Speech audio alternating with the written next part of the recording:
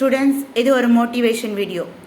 NEET exam பற்றி பார்த்தோம், எதுக்காக இம்பார்ட்டன்ட்லாம் பார்த்தோம் இல்லையா. எக்ஸாம்னா ஏங்க பயம்? எக்ஸாம் எதற்காக தேவைப்படுகிறது? எக்ஸாமோட இம்பார்ட்டன்ட் இதில் பார்க்கலாமா?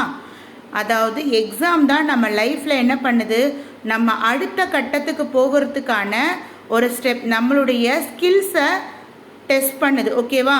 ஓகே, நம்ம பாடி இருக்குது, எனக்கு ஃபீவராக இருக்குது, டாக்டர் என்ன பண்ணுறாங்க, டெஸ்ட் பண்ணுறாங்க இல்லையா, எவ்வளோ ஃபீவர் இருக்குது, டெம்பரேச்சர் டெஸ்ட் பண்ணுறாங்க. டெஸ்ட் பண்ணி ஓகே இவ்வளோ ஃபீவர் இருக்குது, ஓகே பரவாயில்ல, டேப்லெட் கொடுங்க, ரெஸ்ட் எடுங்க, சரியாயிடும்ன்றாங்க. ஸோ இதை மாதிரி தான் என்னப்போ நான் 10th படிச்சிருக்கேன், 10th நான் எழுதுகிற நான் படிச்சுட்டேன் அப்படின்றத நான் எப்படி, நான் இவ்வளோ படிச்சிருக்கேன், நான் எல்லாத்தையும் மனப்பாடம் பண்ணியிருக்கேன் அப்படின்றத நான் எப்படி ப்ரூவ் பண்ணுறது? சரி ஒப்பிக்கிறேன்ப்பா, உங்ககிட்ட ஒப்பிக்கிறேன். அப்போ நான் எழுதுறது ஸ்கில்லை யார் ப்ரூவ் பண்ணுவா? ஸோ நான் எக்ஸாமில் என்ன எழுதி ப்ரூவ் பண்ணுறேனோ அதுதான். ஓகேவா?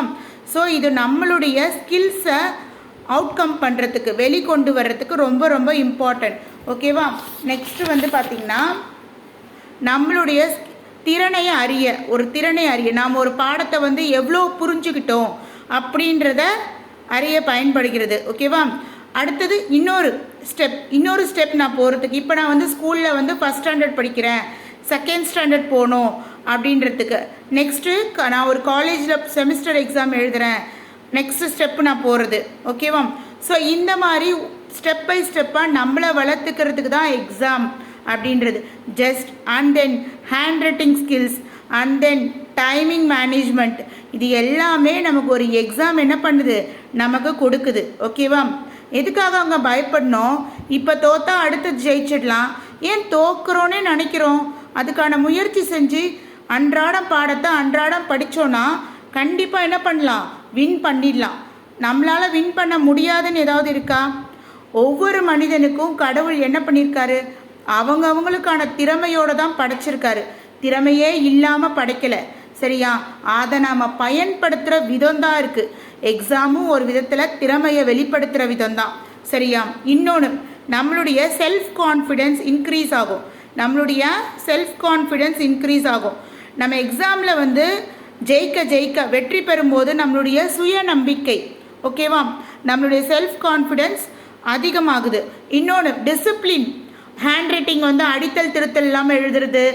இந்த மாதிரி எழுதுனா நமக்கு நிறைய மார்க்ஸ் கிடைக்கும், இந்த கொஷின்ஸ் பாயிண்ட் போட்டு எழுதலாம், இந்த கொஷின்ஸ்க்கு அண்டர்லைன்ஸ் போட்டு எழுதலாம், இம்பார்ட்டன்ட் பாயிண்ட்ஸை பிளாக் பெனில் எழுதலாம். ஸோ இந்த மாதிரியான ஸ்கில்ஸை என்ன பண்ணணும், நம்ம டெவலப் பண்ண எக்ஸாமில் ஒரு டிசிப்ளின் நமக்கு மெயின்டைன் ஆகுது. இன்னொரு விஷயம், நான் டெய்லி படிக்கணும், எனக்கு 100 மார்க்ஸ் கிடச்சிச்சு, நெக்ஸ்ட் டைமும் நான் 100 மார்க்ஸ் எடுக்கணும் அப்படின்ற விஷயம் என்ன ஆகுது, நமக்குள்ளே உருவாகுது. ஓகே, நம்மளுடைய தகுதியை அறியறதுக்கும், ஒரு வேலைக்கு போகணும், இல்லை நம்ம ஒரு உயர்கல்விக்கு போகணும்.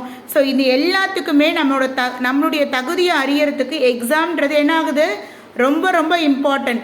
ஸோ எக்ஸாமை கண்டு பயப்பட வேண்டாம், நிச்சயம் நமக்கு வெற்றி நிச்சயம்.